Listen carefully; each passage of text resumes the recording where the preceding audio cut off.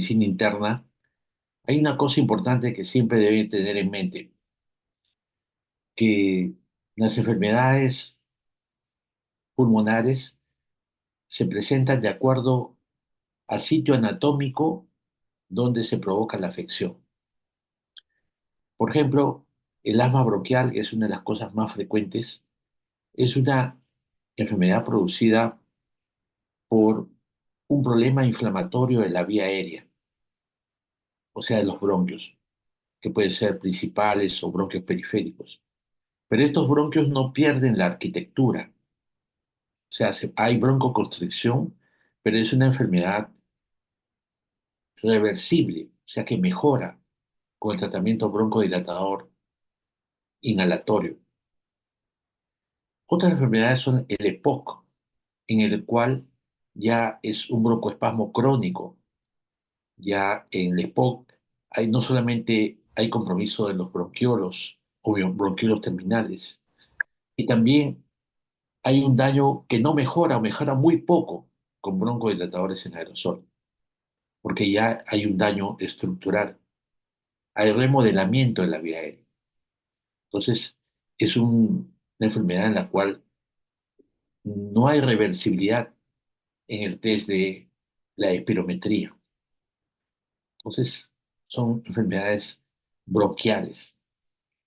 Otro grupo de enfermedades son las bronquiectasias, que también afecta al bronquio, pero sin embargo, el bronquio se dilata, se pone ancho, el bronquio se destruye, se altera la pared, hay neovascularización de los vasos del bronquio, por eso tienes hemoptisis, sangrado, y hay pérdida de la mucosa, los cilios, y por lo tanto hay infección recurrente, broncorrea purulenta del paciente con bronquiectasia.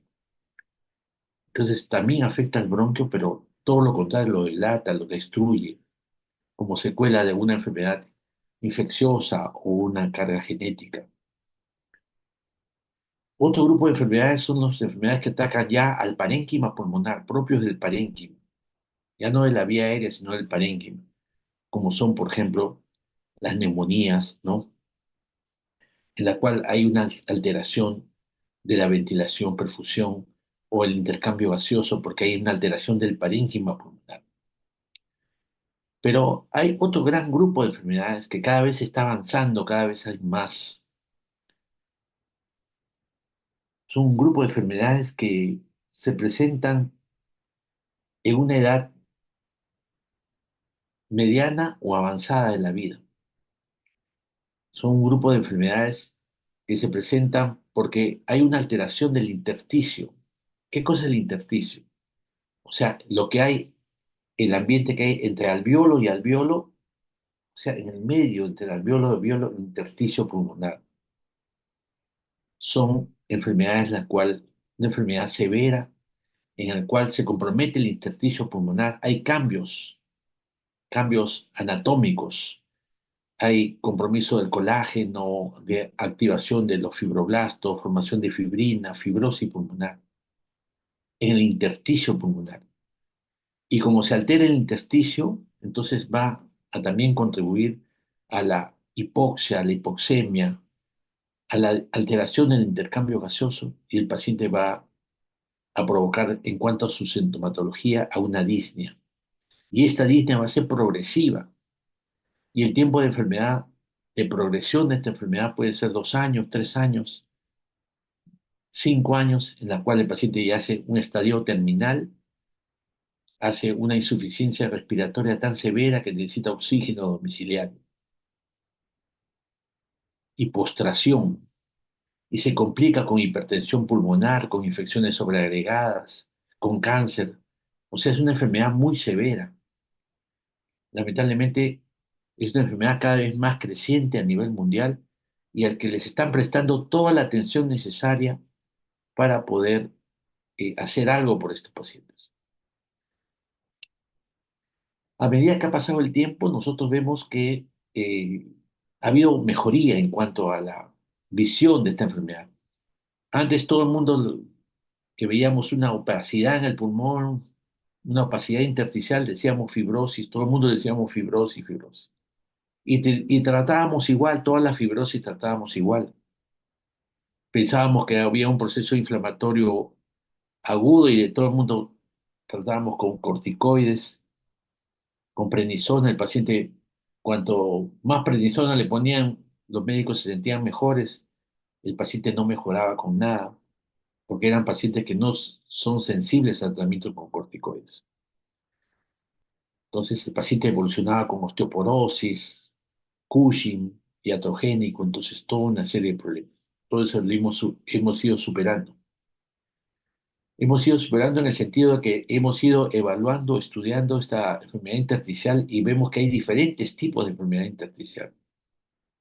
Y hay un gran grupo de enfermedades intersticiales que son secundarios a enfermedades del tejido conectivo, como ustedes ya han visto en reumatología, secundarios a Sjögren, secundarios a esclerodermia, secundario a lupus, secundario a artritis reumatoide. Entonces, lo primero que tenemos que ver es clasificar a qué grupo pertenece este paciente. Hay otro grupo de enfermedades que son secundarias a medicamentos, secundarias a exposición a trabajos como la neumoconiosis. Otro gran grupo que son las enfermedades fibrosantes rápidamente progresivas, que en 2 años el paciente prácticamente llega a un estadio terminal. Actualmente también vemos la fibrosis pulmonar secundaria a determinado tipo de infecciones, como las infecciones por COVID, que han llevado también a pacientes a tener esta enfermedad intersticial y a la insuficiencia respiratoria crónica. Entonces, cuando vemos, y cada uno tiene diferente manejo, no todos tienen el mismo manejo. Pero sin embargo, cuando no encontramos una razón, una causa de esta enfermedad, y ese es el más frecuente, casi el 30% de todos las, los pacientes con esta enfermedad son lo que llamamos la fibrosis pulmonar idiopática. Idiopática es porque no sabemos la causa de esta enfermedad. Y esta fibrosis pulmonar idiopática no responde a corticoides.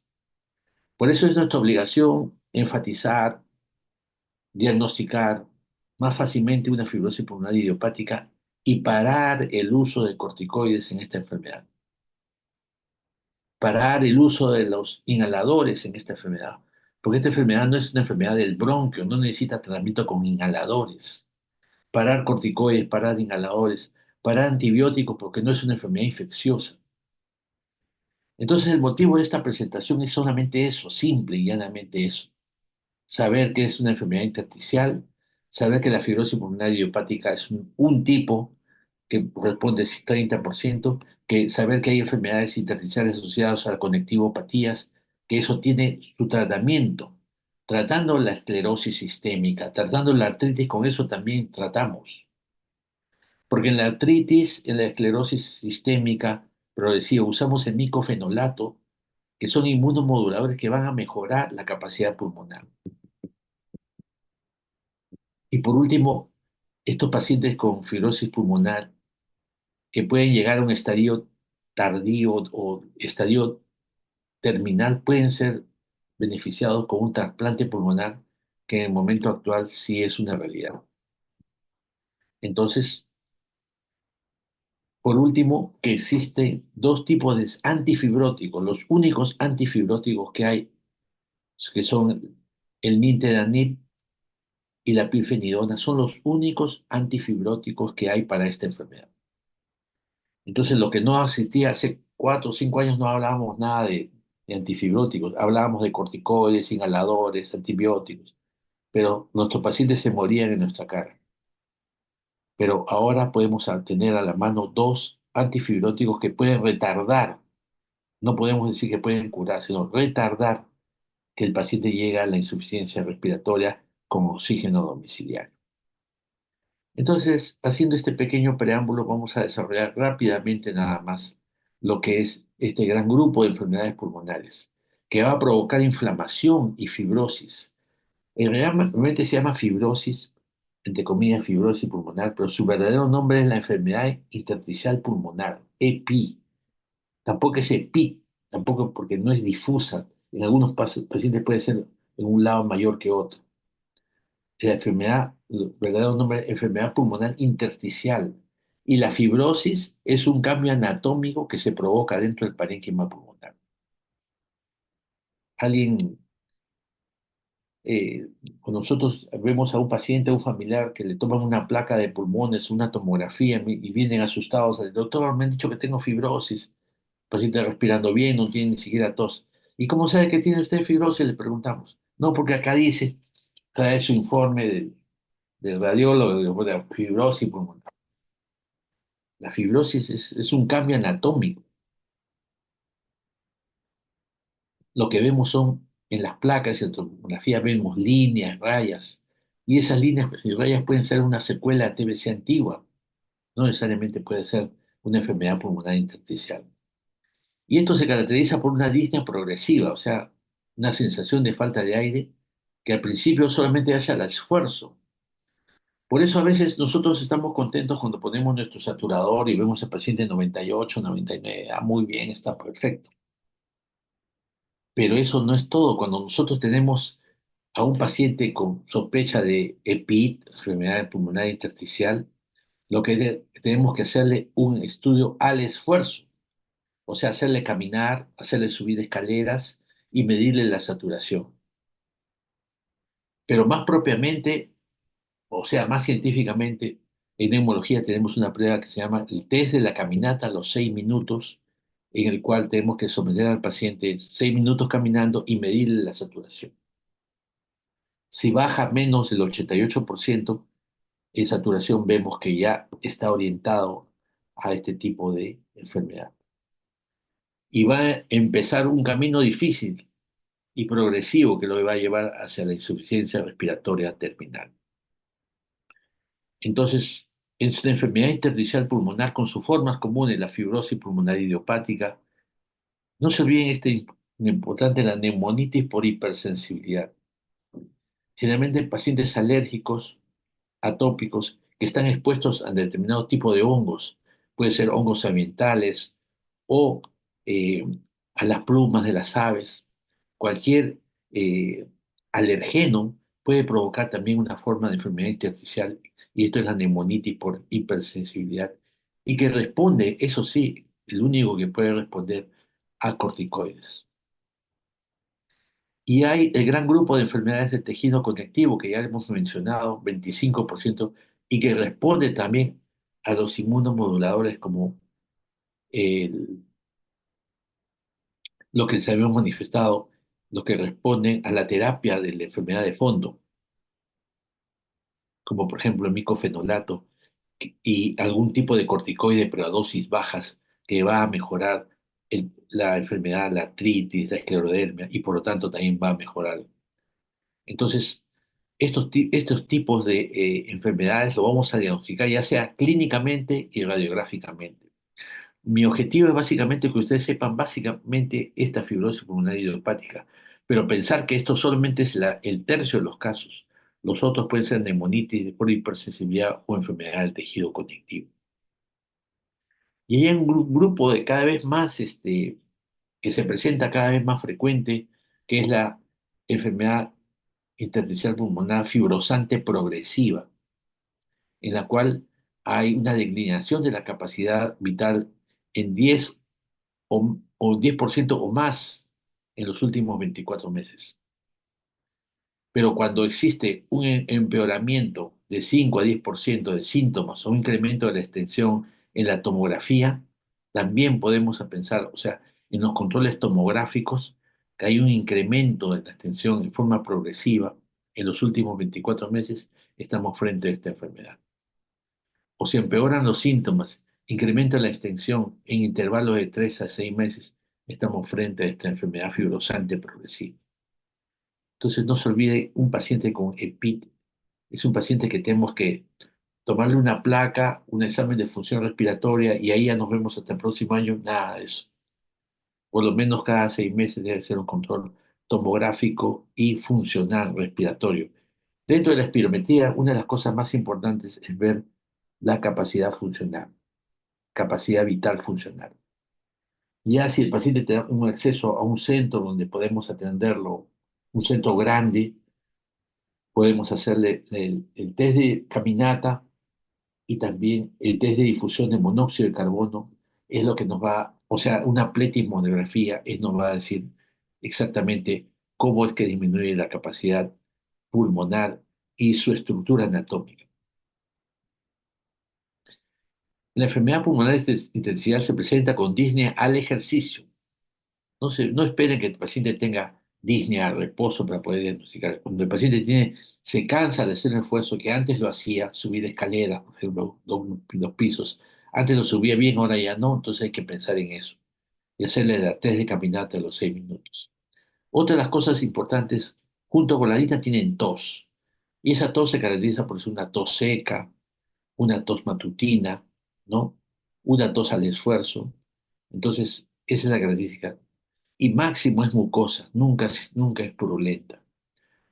Entonces, y una tomografía computarizada que tiene una buena sensibilidad y especificidad para los subtipos de fibrosis, como la fibrosis pulmonar idiopática. Es decir, que con una buena evaluación de la tomografía quizás puede uno diagnosticar fibrosis pulmonar idiopática. Esto también ha cambiado, porque antes teníamos que hacerle el lavado broncoalveolar, teníamos que hacerle una biopsia transbronquial o una biopsia a cielo abierto para después decir que tiene una fibrosis pulmonar idiopática. Ahora no, ahora ya clínicamente, tomográficamente podemos llegar a un diagnóstico de fibrosis pulmonar idiopática y empezar un tratamiento con medicamentos antifibróticos. Entonces necesitamos en un paciente con enfermedad intersticial una evaluación fisiológica, funcional, y esto nos va a determinar el pronóstico del paciente. Cuando esta caída, 5% de la capacidad vital forzada en 12 meses, está asociado 2 veces más al incremento de la mortalidad cuando no hay cambios en la capacidad vital. Entonces, la espirometría es un procedimiento en neumología y sobre todo en esta enfermedad intersticial fundamental para poder evaluar a nuestro paciente. O sea, lo que hemos visto hoy día y en las prácticas que llevamos a los alumnos de Hospital Revaliati, la importancia que no solamente está en la clínica, eh, en los exámenes de microbiológicos, bacteriológicos, en las biopsias, en la ecografía, sino también la espirometría, ¿no?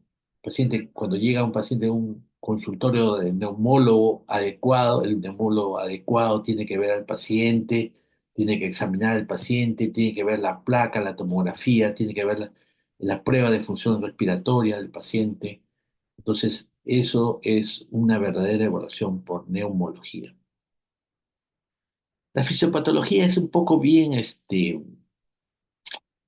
engorrosa, ¿no?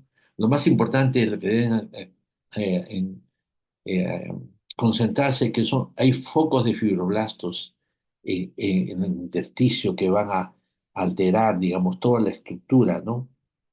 Entonces, en los pacientes con fibrosis pulmonar idiopática hay áreas de empanal de abejas, ¿no? Que van a alterar todo el tejido y van a provocar una hipoxia severa. Entonces, hay también formación de granulomas, inflamación crónica, ¿no? ¿No? Hay una gran predisposición genética, sobre todo en fibrosis pulmonar idiopática, generalmente hay pacientes que ha tenido el papá, ha tenido los hijos o los nietos, hay una carga genética, una predisposición y también la edad. Hemos visto en los pacientes mayores de 60 años o 70 gran predisposición a esta enfermedad de la fibrosis pulmonar idiopática. Y lógicamente hay factores ambientales como el tabaco, ¿no? Exposición ocupacional, la contaminación ambiental, las microaspiraciones, ¿no? Entonces, todo eso es una cadena, digamos,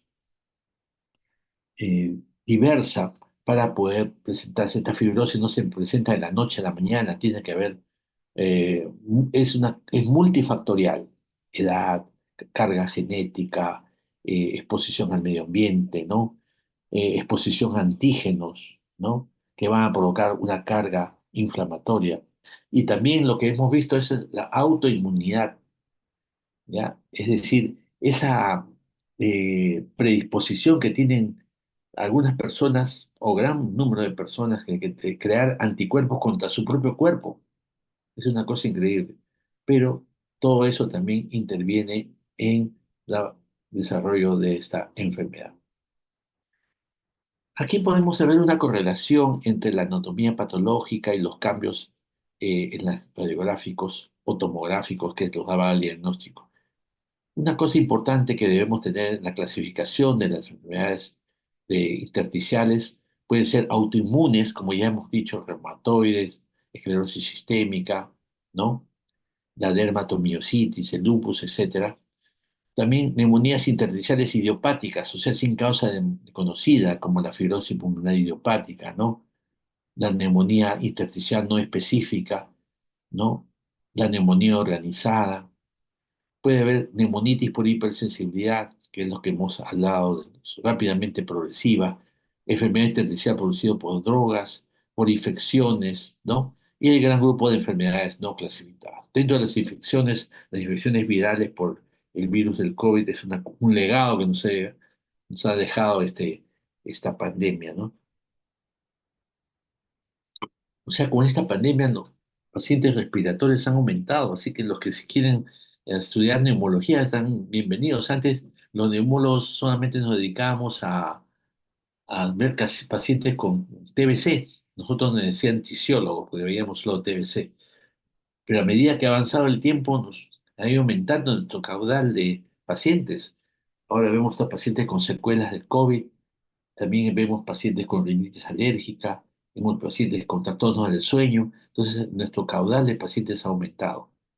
Entonces, ya los pacientes con tuberculosis realmente se ven en un programa de TBC, en el cual nosotros como neumólogos vemos solamente pacientes con resistencia o con complicaciones de la TBC. Entonces, tenemos la neumonía intersticial usual, que es el hallazgo anatomopatológico de este tipo de pacientes, con fibrosis en placas, ¿no? Hay fibrosis subpleural. Una característica de la neumonía intersticial usual es la, el panal de abejas, la panalización severa que tienen los pacientes. Este tipo de neumonía es característica de la fibrosis pulmonar idiopática y no mejora de ninguna manera con corticoides.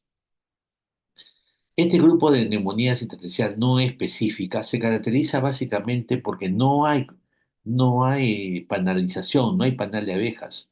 Lo que hay más bien son imágenes de vidrio esmerilado, ¿ya? Y este tipo de fibrosis o de enfermedad intersticial sí puede mejorar con esteroides. La neumonía organizada, con su característica de que hay imágenes en parches o imágenes migratorias que se aparecen, una neumonía aquí a un lado, después el otro mes aparece en el otro lado con consolidación, o también vidrio esmerilado, ¿no? Esta neumonía organizada en la cual en las biopsias hay esta imagen que se llama los cuerpos de Mason. Entonces, este tipo de neumonía sí mejora, es el que tiene mejor pronóstico, el tipo de enfermedad intersticial, porque mejora hasta la remisión con corticoterapia, ¿no? Corticoterapia más o menos 6 meses y inmunomoduladores va a mejorar el paciente.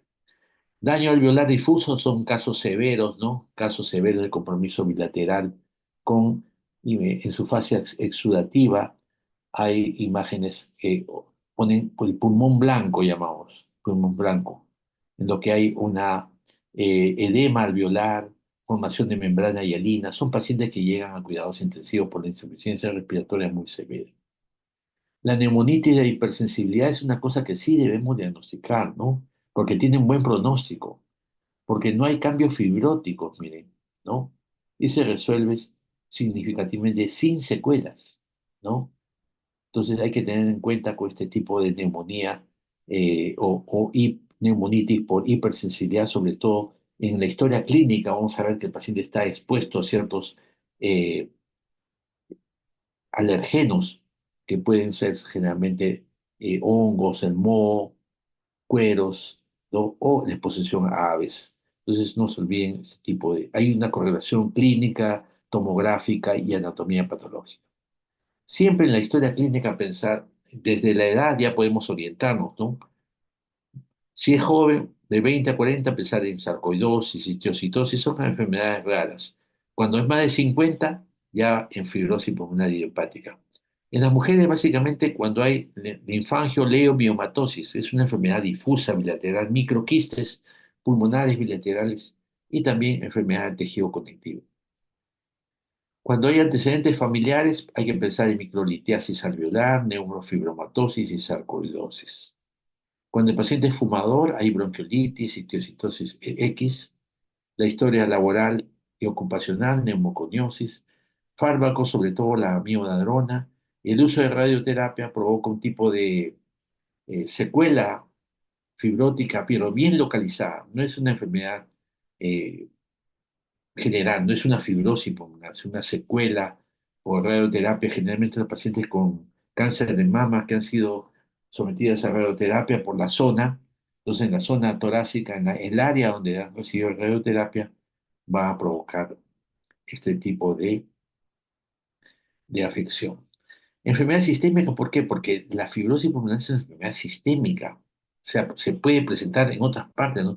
No solamente en el pulmón, hay manifestaciones sistémicas que vamos a ver. Entonces hay disnea, tos, cianosis al ejercicio, taquimia, hay crujidos en la auscultación, hipoglotismo digital, pero también puede hemoptisis leve, melanoctisis, o sea, sale negro el esputo, o en algunos casos puede haber dolor torácico. Entonces, no se olviden la diversidad de síntomas, pero más importante es la disnea y la tos. No se olviden siempre mirar los dedos, o sea, estudio sistémico, los dedos, las manos, es una cosa clave. En neumología tenemos que ver las uñas en vidrio del reloj. En reumatología podemos ver los dedos en salchicha, ¿no? Entonces, en la esclerosis sistémica, no se olviden las manos, es una cosa importantísima, ¿ya? Hay crepitantes gruesos, cianosis distal. Siempre examinar un estudio general en neumología. Hay afectación dérmica en eritema nodoso, neurofibromia, ¿no? Albinismo.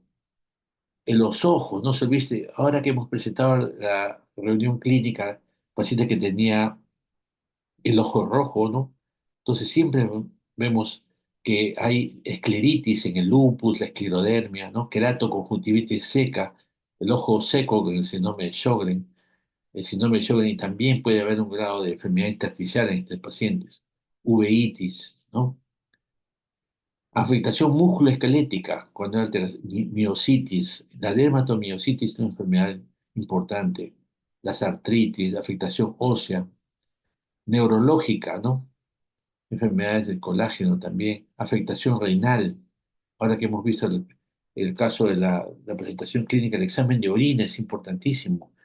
No solamente pedir examen de esputo en neumología, el examen de orina. Por enfermedades autoinmunes también hay compromiso renal, síndrome pulmón-riñón, no se olviden. Hay síndrome nefrótico en el lupus, ¿no? Glomerulonefritis, en conectivopatías.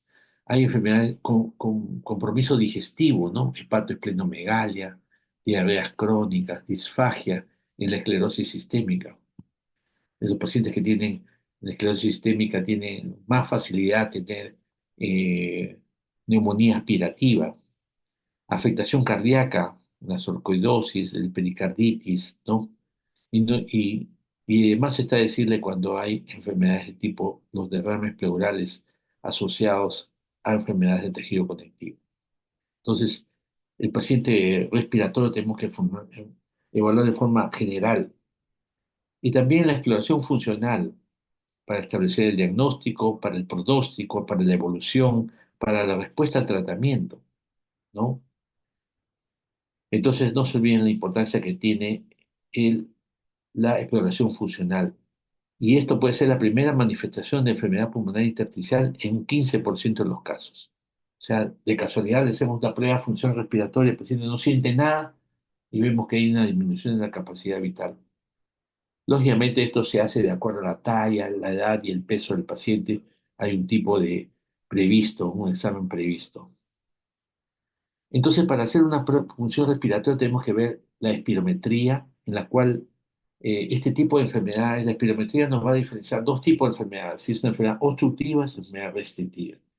En el caso de la fibrosis o la enfermedad intersticial, es una enfermedad de tipo restrictiva, ¿ya? En algunos casos puede causar por obstructiva, pero en general es restrictiva. En algunos casos puede ser patrón mixto, pero a predominio restrictivo. La pletismografía es una cosa importante porque nos vas a medir los volúmenes pulmonares, de la capacidad pulmonar total, ¿no? Para ver cómo está el espacio muerto, ¿no? Entonces, eso es importante, la capacidad pulmonar total. Y el test de difusión de monóxido de carbono va a decir qué porcentaje del pulmón y ya nos va a ir avisorando qué paciente va a necesitar oxígeno por ciento, oxígeno domiciliario. Cuando el test de difusión está menor del 30%, ya el paciente ya está en estadio terminal y necesita oxígeno domiciliario. El AGA, ¿no? Definitivamente para ver el gradiente alveolar arterial. Hipocapnia es al principio de la enfermedad, pero ya después, cuando hay una hipoxemia, hipercapnia, ya es en estadios avanzados, vamos a ver. El AGA nos ayuda a ver básicamente cómo está la gradiente, cómo está el CO2, porque la oxigenación básicamente con el ratito del saturado de oxígeno, ¿ya? Esta prueba de esfuerzo, que es la caminata a los 6 minutos, nos vamos a ver, ¿no? La desaturación al ejercicio. No se olviden la espirometría, pretismografía, test de difusión y el test de la marcha a los 6 minutos. Esto es lo ideal que todo paciente con fibrosis pulmonar, entre comillas, con enfermedad intersticial pulmonar debe tener. Por eso nosotros a veces llega el paciente al consultorio y le han hecho espirometría, nada. Le han hecho pretismografía, nada. Le han hecho difusión, nada. Test de la marcha, nada. Pero existe, como existe tanto comercio ahora en en neumología y en todas las especialidades, ahora medio mundo hace espirometría, hacen como el espirómetro es barato, un espirómetro, digamos, portátil. Ahora medio mundo hace, creo que hasta los radiólogos hacen espirometría. Y le hacen espirometría hasta cuando no necesita. El paciente está resfriado, le están haciendo espirometría. La consulta le cobran 10 soles, la consulta de espirometría 100 soles. Ya con eso ya compensa. Entonces también ese es otro drama, pues espirometría se debe hacer para ver si el paciente tiene alteración de la capacidad vital en fibrosis pulmonar o enfermedad intersticial o enfermedad restrictiva o si tiene un problema obstructivo, asma. Pero si el paciente está resfriado, congestión, virosis, te están haciendo espirometría, no, pues eso tampoco no es dable. Pero lamentablemente, a veces muchos pacientes pasan por centros médicos que le hacen espirometría hasta por gusto. Y eso cuando verdaderamente necesita, no hay.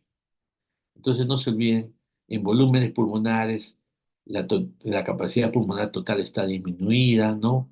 El volumen residual también está disminuido. En la espirometría, la capacidad vital disminuida.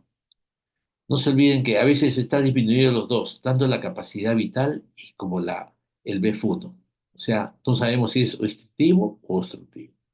Pero hay una cosita bien fácil que es dividir el BF1 sobre la capacidad pulmonar. Si esto está normal o aumentado, eso le corresponde a un efecto restrictivo, ¿ya? O sea, si ambos están bajos, dividimos BF1 entre capacidad vital. Y esto está normal o aumentado, esto significa que es una enfermedad restrictiva. El test de difusión de difonóxido de carbono está disminuido, ¿no? Gases en sangre, el PO2 disminuido, el CO2 variable en el sentido de que al principio puede bajar por hiperventilación, pero después aumenta porque el paciente está peor. Retención de CO2 crónica. Y no se olviden de que existen pruebas de laboratorio en pacientes con EPIT. ¿Y cuáles son las pruebas? Nosotros tenemos que tener un hemograma para ver cómo están los eosinófilos, ¿no? Hay el lacto, el DHL, ¿no?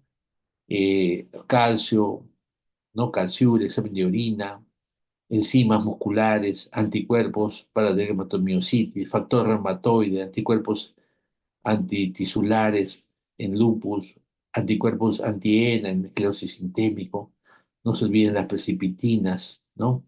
Entonces, todo este tipo de anticuerpos, o sea, es lo que se llama el panel reumatológico.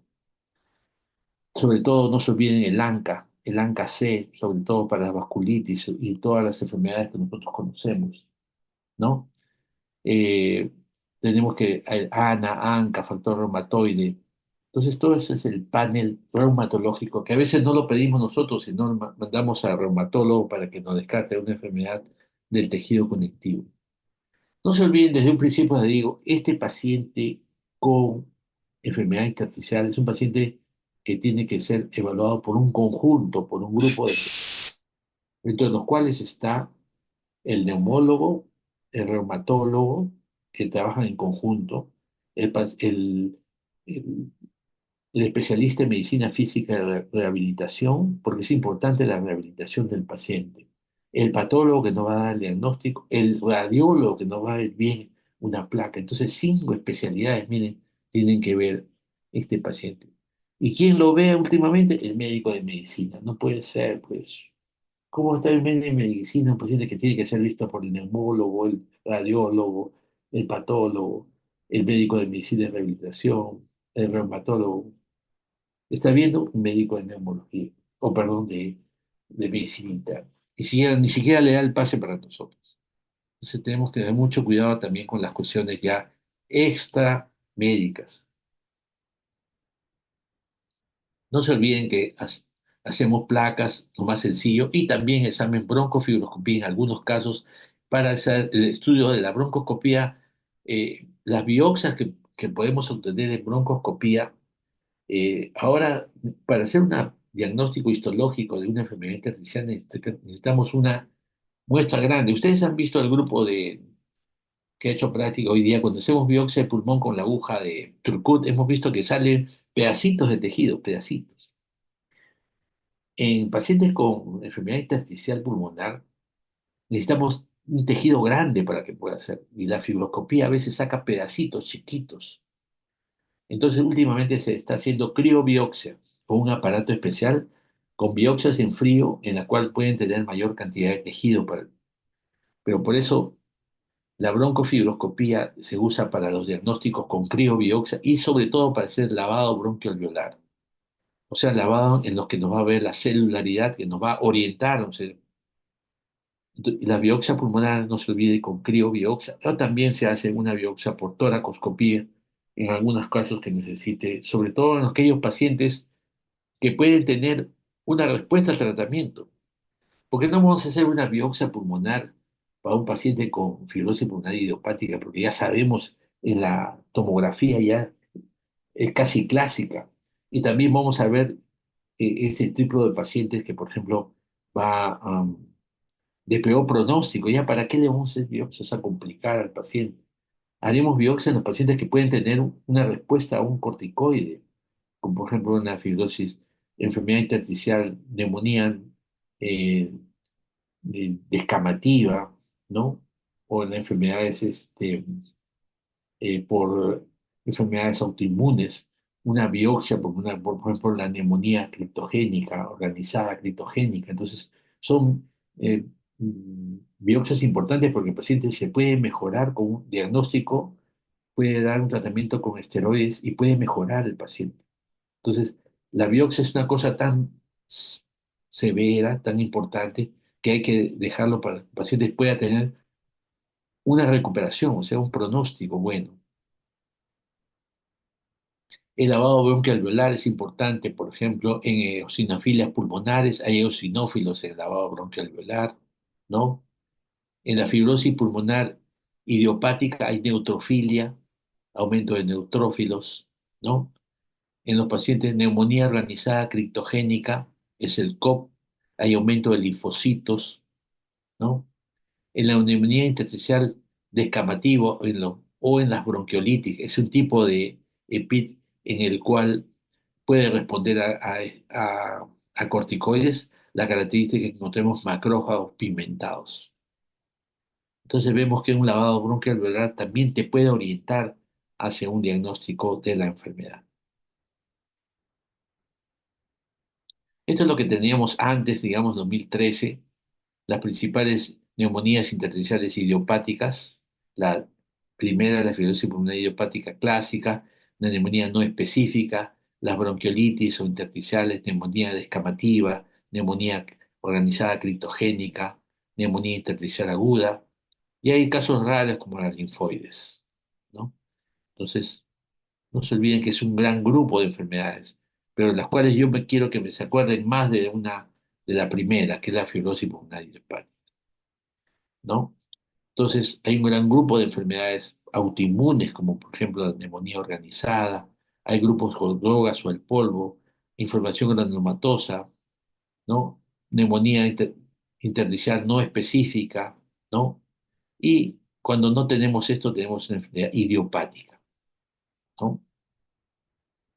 También tenemos una neumonía, esta es la característica histológica, neumonía intersticial usual, y este es el gran grupo de la fibrosis que puede responder a tratamiento antifibrótico, en las cuales los pacientes que tienen más un problema inflamatorio como neumonía organizada criptogénica o neumonía por autoinmunes pueden responder a inmunosupresores como, como por ejemplo la ciclofosfamida y la terapia moduladora como son el micofenolato. Este grupo en el cual predomina la inflamación, enfermedad autoinmune, neumonía organizada criptogénica, y esto quizás algún grupo.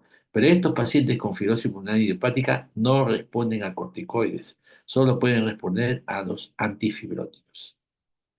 ¿Ya? Entonces no se olviden la importancia que tiene esto. Entonces no se olviden esto también, cuando hay este compromiso intersticial, esa predominio de lóbulos inferiores, piensen siempre en fibrosis pulmonar idiopática, ¿no? Cuando están los lóbulos superiores, siempre piensen en silicosis. Entonces, cuando hay predominio de las zonas iliares, piensen en sarcoidosis, ¿no? Engrosamiento pleural o derrames, o también hay eh, neumotoras de enfangioleiomyomatosis, ¿no? Entonces, eso es lo que vemos más frecuentemente en neumotoras en la linfangioleiomyomatosis, enfermedades intersticiales. Entonces, solamente que ustedes ya lo han visto seguro en la práctica, hay diferentes tipos de cosas. La tomografía vemos pacientes, hay que ver atrapamiento aéreo, ¿no? En la tomografía, en expiración, a veces se ve en una inspirada. A veces no se ve la tipo de imágenes, pero en la expiración ya se ve un tipo de atrapamiento aéreo y un poco de vidrios esmerilados, ¿no? Acá se distorsiona la arquitectura, miren, imágenes, tractos gruesos, ¿no? Arquitectura distorsionada de la fibrosis pulmonar. Miren, una cosa importante, cuando avanza ya comienza a distorsionarse las, la- las formas del mediastino. Esta es una ciudad basal porque acá está el diafragma, vemos signos del septo en el rosario, ¿no? También puede haber bronquiectasias dentro de las bronquiectasias por tracción se llama, que es lo que vemos acá, bronquiectasias varicosas, ¿no? Una serie de patrones radiográficos que ven en una paciente con EPIT. Entonces no se olviden, miren estas imágenes con bronquiectasias en un paciente. O sea, en un paciente con EPIT hay una mezcla de patrones radiológicos y debemos estar concentrados en esto. Por eso un buen tomografista nos va a ayudar a diagnosticar. Vemos acá, por ejemplo, ¿no? Imágenes eh, fibróticas pulmonares, ¿no? Bronquiectasia por tracción. Y esto ya es lo que llamamos crazy pabbing, o sea, imágenes de lo que veíamos bastante en COVID, veíamos bastante esto crazy pabbing, o sea, estas imágenes así como parches gruesos, difusos y bilaterales, ¿no? Una cosa importante también, esto es lo que conocemos el ground glass, o sea, el vidrio esmerilados. También veíamos bastante en COVID. Entonces, miren, en este caso es una neumonía intersticial no específica. Y la característica del panal de abejas, la panalización, que ustedes pueden ver a predominio de miembros inferiores, esta es una característica casi patognomónica de la fibrosis pulmonar idiopática. Miren cómo hay, ¿no? Engrosamiento septal, estos septos engrosados, ¿no? imágenes pleurales también. Estas imágenes sin características son periféricas, ¿no? Bronquiectasias por tracción, estas son las bronquiectasias por tracción, compromiso intersticial periférico. Todo eso lo vemos en un solo paciente.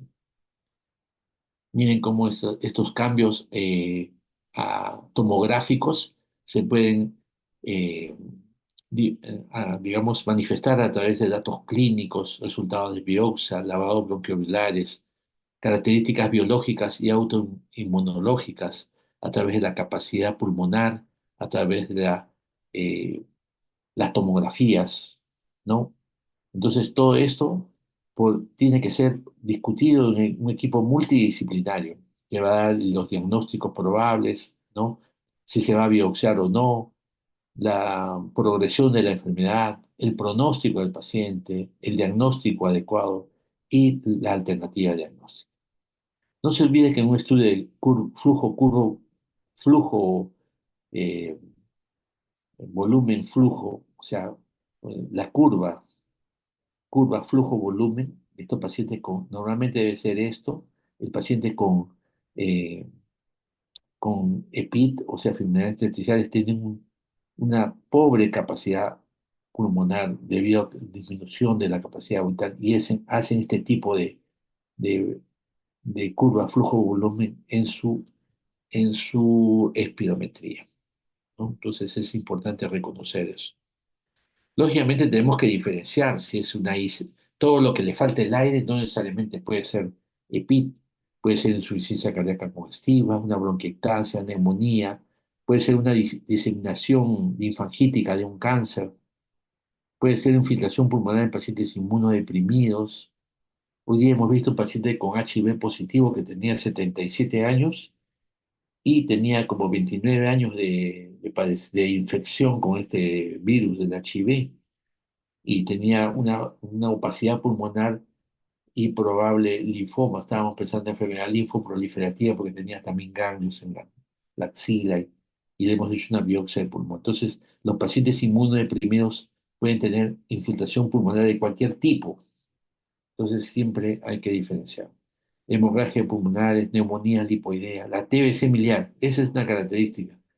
Como hay mucha gente que cuando alguien tiene una mancha en el pulmón ya TBC, incluso le dan tratamiento. También hemos tenido hoy día en la práctica un paciente joven que viene de Pucallpa, que le cuentan una opacidad y ya le dieron tratamiento. Sin embargo, le hizo una broncoscopía y una biopsia para saber la causa de esa opacidad pulmonar. No se olviden que estos pacientes se complican, o sea, hacen manifestaciones tardías, como el diabético, ¿no? El diabético hace manifestación tardía su pie diabético, tienen que amputarlo. ¿Sí? Igual, cuanto más extensión de la enfermedad o más tarde dura el paciente, ya comienza a hacer hipertensión pulmonar, insuficiencia cardíaca derecha, ¿no? No se olviden el reflujo gastroesofágico, ¿ya? Por eso todo paciente con EPID hay que hacerle estudio y diagnóstico y tratamiento del reflujo gastroesofágico. Los pacientes que son más lábiles a tener cáncer de pulmón, no se olviden los pacientes con... Y se pueden operar algunos que de acuerdo a su capacidad pulmonar, cuando es muy localizado y se descarta que haya avanzado a otro lado, o sea, si un estadios uno o 2 pueden ser operados un paciente con EPID o enfermedad intersticial y cáncer de pulmón, pero en la mayoría, lamentablemente, a veces ya cuando el compromiso de la capacidad pulmonar está muy alterada, ya no son quirúrgicos. Y no se olviden siempre de la tromboembolia pulmonar, por eso estos pacientes cuando se hospitalizan tenemos que dar su tratamiento eh, profiláctico de enoxaparina. Esto es un esquema, vamos a ver cómo evaluamos y tratamos a este paciente, ¿no? Hay que ver la historia clínica, las placas, la espirometría, la confirmación con la tomografía, el equipo multidisciplinario que dice, el neumólogo, el radiólogo, el reumatólogo, ¿no? Ya ha confirmado, entonces hay que ver la severidad. Y a ver la severidad tenemos que ver pruebas de función respiratoria, test de caminata a los 6 minutos, ¿ya? Entonces, En los pacientes que no están confirmados hay que hacer pruebas invasivas como son la broncoscopía con lavado broncoalveolar, la criobiopsia y la toracoscopía, ¿cierto? Hay que verlo el radiólogo, el patólogo, diagnóstico, ya vamos a, ya entra el grupo del tratamiento, ¿no? El tratamiento, si es enfermedad idiopática, el EPI más frecuente es la fibrosis pulmonar idiopática, en la cual son características bien característicos su compromiso, eh, hay panalización, tratamiento con antifibróticos como nintedanid o pirfenidona. Si es una enfermedad, pertenece a las enfermedades sistémicas autoinmunes, el ciclofosfamida, micofenolato y también tratamientos biológicos como rituximab o toxilamid o tusiloximab nos pueden ayudar. Dentro de los antifibróticos, la nintedanib se ha visto que mejora grandemente a los pacientes con esclerosis sistémica. Entonces, mejora en el sentido de mejora su capacidad vital o mejora también su tolerancia al test de a los 6 minutos. Otras enfermedades como son, ¿no? La fibrosis pulmonar progresiva, o sea, esa severa, va a mejorar con nintedanib, un antifibrótico con nintedanib. Entonces, hay que tener muy en cuenta este tipo de, sobre todo en hemolitis por hipersensibilidad. El tratamiento de las complicaciones, debemos hacer tratamiento de rehabilitación pulmonar, tratamiento de la hipertensión pulmonar, tratamiento de la insuficiencia respiratoria, tratamiento cuando hay enfermedad crónica ya avanzada del trasplante pulmonar, manejo de los síntomas. Hay un manejo especial para la tos. O sea, una vez estuve en un congreso y había una sesión especial para tos, nada más, porque la tos es una cosa importantísima. Entonces, lo primero que tenemos que hacer con la tos es ver la causa de la tos y tratar la tos. Si a pesar de eso existe una serie de, sigue la tos, como es el caso de esta tos que no mejora con nada, ya es necesario a veces usar morfina o algunos opiáceos, ¿ya? Otra de las cosas que nos va a ayudar es la gabapentina, que se usa en dolores neuropáticos. O sea, otro tipo de tratamiento para manejo de la tos en estos pacientes crónicos. Y la rehabilitación pulmonar, que es una realidad, un programa estructurado de educación, entrenamiento de 8 a 12 semanas. Mejora la capacidad del ejercicio, reduce los síntomas en pacientes con enfermedad crónica. Mejora el test de la marcha. Mejora la disnea, mejora la calidad de vida asociada a la salud. Entonces, la hipertensión pulmonar va a provocar un empeoramiento de la disnea.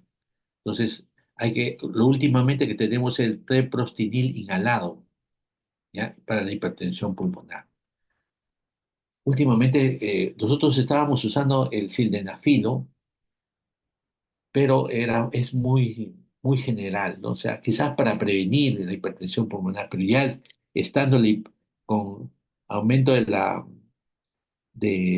presión de la aurícula derecha, ya este treprostinil inhalado es lo último, lo actual, en cuanto a tratamiento de la hipertensión pulmonar. Trasplante pulmonar ya estamos haciendo. Últimamente se ha hecho un trasplante a un paciente en el hospital de tipo en el hospital Almenara están haciendo ya más de 20 a 30 pacientes tienen de trasplante pulmonar, ¿no? Lo único que tenemos que evitar, tratar de estudiar comorbilidades que no van a ser, por ejemplo, enfermedad cardiovascular, diabetes, difusión del lado derecho del corazón, ¿no? Lo que tiene que establecer es esto, que la fibrosis pulmonar idiopática tiene un tiempo de vida de 5,2 años comparado con 6,78 años de otras enfermedades intersticiales, ¿ya? O sea, un paciente con trasplantado, su capacidad de vida va a ser unos 4 años más que si no lo hubiera trasplantado. En realidad no es mucho, pero pide a un paciente que va a vivir 4 años más es bastante para un paciente que lo sufre, ¿no? Entonces, hay que pesar también ese tema sobre todo con la edad, a más jóvenes que no han vivido tanto, se le da mayor, digamos, predilección para poder hacer este trasplante de pulmón, ¿no? El tratamiento, entonces, terapia antifibrótica, ¿no? También se usa en esclerodermia, también en fibrosis pulmonar progresiva, en los pacientes con enfermedad de tejido conectivo, inmunomoduladores, micofenolato, también terapia biológica con rituximab. Entonces, hay alternativas, ¿no? Ciclofosfamida, micofenolato, enfermedades, esclerodermia y enfermedad intersticial. El oxígeno es una cosa importantísima. Hay pacientes que se niegan a usar oxígeno. Se niegan a usar oxígeno y le lleva peor a la hipertensión pulmonar. Entonces el oxígeno es, yo le digo a los pacientes, el oxígeno es como si fuera una pastilla, una cucharada más. Entonces el oxígeno mejora la calidad de vida, ¿no? Sobre todo los que saturan menos de 88 entre la caminata a los 6 minutos. Entonces no se olviden, el oxígeno se ha vuelto fundamental en el tratamiento de esta enfermedad. Y el trasplante pulmonar, como se habíamos dicho antes, ¿no?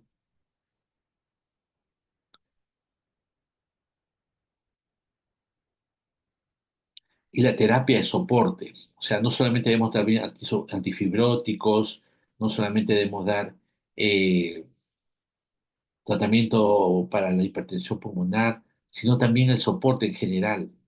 Pacientes de vacuna para neumococo, para el COVID, para la influenza, la oxigenoterapia, ¿no?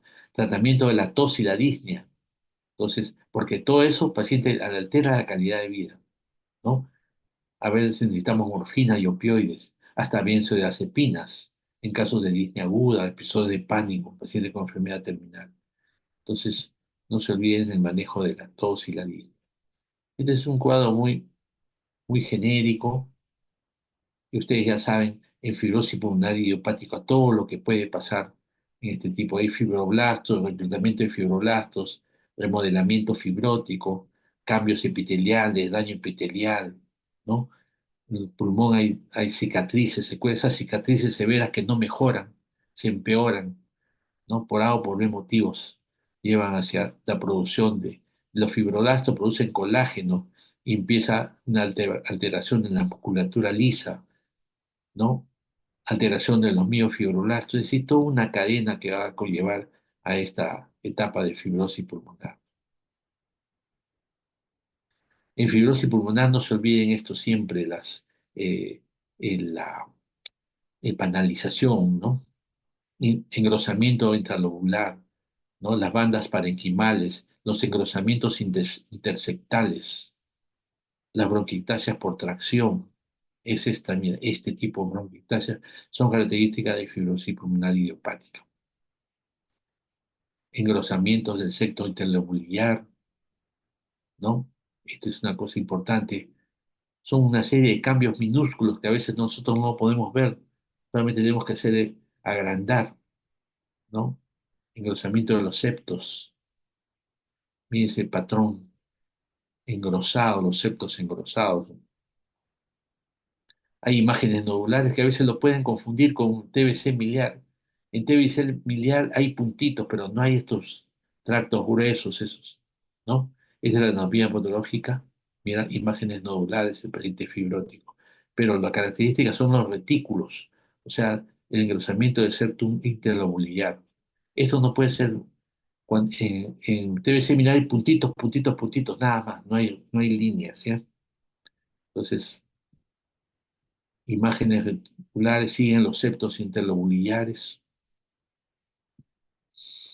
La panelización ya es una cosa característica, ustedes ya deben saber eso.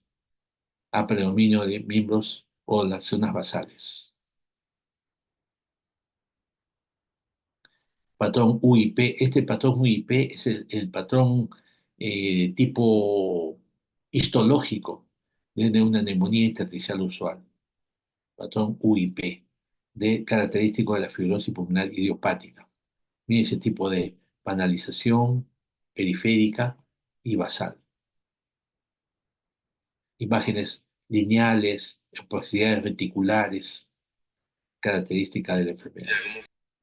Patrón UIP, miren la panalización, tremenda panalización, tremendo compromiso severo, distorsión de la arquitectura pulmonar.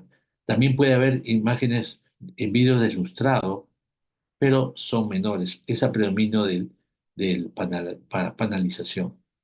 Hay bronquiectasia por tracción, que es una cosa que es importante siempre en estos tipos de pacientes. Entonces, las sociedades científicas, ya sea Sociedad Americana del Tórax, Asociación Americana del Tórax, ALAT, la Sociedad Europea, ¿no?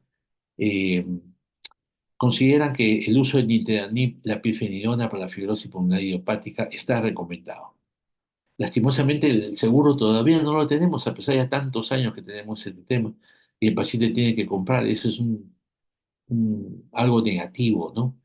Las guías fuertemente no recomiendan el uso de azoteoprina ni tampoco corticoides en pacientes con fibrosis pulmonar. Entonces, descartado corticoides. La Sociedad Americana del Tórax, o sea, la, la Sociedad Norteamericana recomienda el uso de micofenolato en pacientes con esclerodermia y enfermedad intersticial. La Sociedad Europea de Cardiología, treprostinil inhalado en la hipertensión pulmonar asociada a enfermedad intersticial. Esto todavía no lo tenemos, así que tenemos que tener en cuenta esto, ¿ya? Entonces, el pronóstico, solamente 3 a 5 años de la fibrosis pulmonar idiopática. Pero cuando sabemos, si cuando mayor disminuye la capacidad vital forzada, mayor riesgo de mortalidad, o sea, menor pronóstico. La que han hecho estas dos drogas, la pirfenidona y nintedanib, que retarda la caída de la capacidad vital y está asociada a mejor expectativa de vida. O sea, el paciente va a mejorar de 1 a 3 años más, 2,5, casi 3 años. Entonces, por 3 añitos hay que darles pirfenidona y nintedanib. Y trasplante pulmonar por 5 añitos. Pero para el paciente es un mundo. ¿Quién no quisiera vivir 5 años más? En conclusión, ya para terminar, la enfermedad intersticial pulmonar se presenta en pacientes con disnea al esfuerzo y puede provocar a insuficiencia respiratoria que va a necesitar oxígeno domiciliario. O sea, cualquiera no puede tener, viene un paciente alegremente, doctor, ¿qué es lo que tiene usted? Yo vengo por mi fibrosis. Y el paciente viene alegremente, cantando, hablando por su celular. Digo, ¿qué cosa? Que tengo mi fibrosis y que estoy tomando mi cucharada, mi inhalador. ¿Y quién le ha dicho que tiene mi fibrosis? Ay, un médico, y mira acá mi resultado. Me trae su informe. Señora, ¿usted qué cree? Si usted se ha salvado de la fibrosis. La fibrosis es una enfermedad severa, que el paciente ya estaría con oxígeno ahorita, que en 4 o 5 años estaría en oxígeno en etapa terminal. Otro viene, tengo fibrosis pulmonar. ¿Y cuánto tiempo tiene enfermedad? Hace 10 años tengo fibrosis. 10 años, sí, ya no es fibrosis, son cicatrices, secuelas. ¿Ya? Otra conclusión, la terapia de primera línea incluye nintedanib o pirfenidona en la fibrosis pulmonar idiopática, micofenolato en pacientes con enfermedades de tejido conectivo. El trasplante pulmonar es considerado en pacientes con ILD avanzado, o sea, enfermedades en estadio terminal, los pacientes que tienen oxígeno domiciliario, en el test de difusión menor del 30%, ¿ya? Y no se olviden esos tipos de pacientes que ya el pulmón blanco, ya no hay solución para nada, ni con micofenolato, ni con nintedanib, ni perfenidona. No se olviden, estos antifibrióticos hay que darles desde un inicio, no esperar que el paciente esté mal para empezar con esto. El paciente con ejercicio de entrenamiento, o sea, con rehabilitación, mejora el test de caminata y la calidad de vida. Las enfermedades intersticiales se encuentran en este momento en un punto álgido de investigación científica. Cada vez hay más estudios, estudios, eh, digamos, de investigación, o sea, nuevos medicamentos que pueden ayudar, drogas nuevas, ¿no? Fármacos ya conocidos, tratamientos, están cambiando el histórico mal pronóstico. Nosotros siempre vemos pacientes con fibrosis pulmonar, vemos unos años, 3 años, 4 años, y al quinto año ya no lo vemos. En los próximos años tendremos varias opciones de terapia solas o combinadas que contribuirán aún más a mejorar la calidad de vida de nuestros pacientes. Entonces, la fibrosis pulmonar es una enfermedad frustrante para los médicos. Vemos que el paciente como empeora, empeora, empeora, y solamente le ofrecemos oxígeno y a veces hay limitaciones para hacer trasplante de pulmón, ¿no?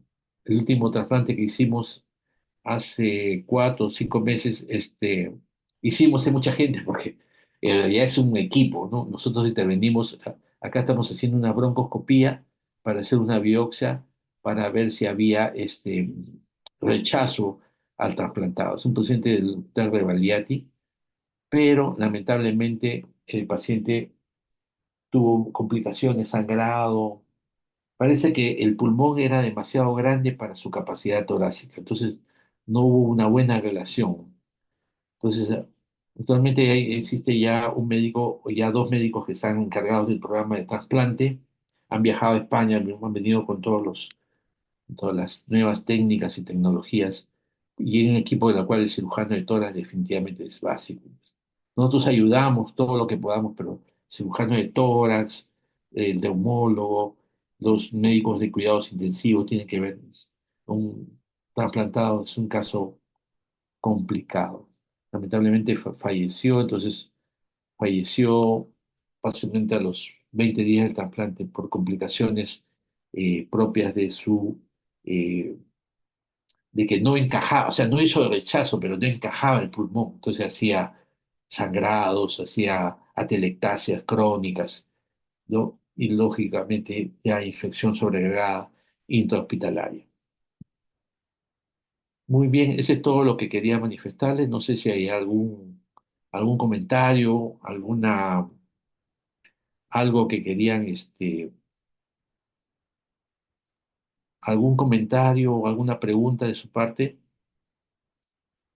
No se olviden que este es un campo, hay congresos especiales de esta enfermedad que duran 2 días seguidos, de 8 a 6 de la tarde. 2 días, nosotros en 1 hora o 2 horas solamente hemos tratado un extracto nada más de lo que es esta enfermedad. Muy bien, les agradezco su participación, les agradezco haber estado presente en esta reunión de enfermedad intersticial pulmonar y les espero todo lo mejor ya completando su capítulo de neumología en su futuro profesional. Y lo más importante que yo les recomiendo es ser entusiastas, o sea, no perder el entusiasmo por la enfermedad, por los pacientes, por los casos nuevos, por los casos difíciles, por los casos sorprendentes. Siempre no perder el entusiasmo en nuestros pacientes, en nuestros casos y en general en nuestra profesión. Muchas gracias, eso sería todo. Cuídense.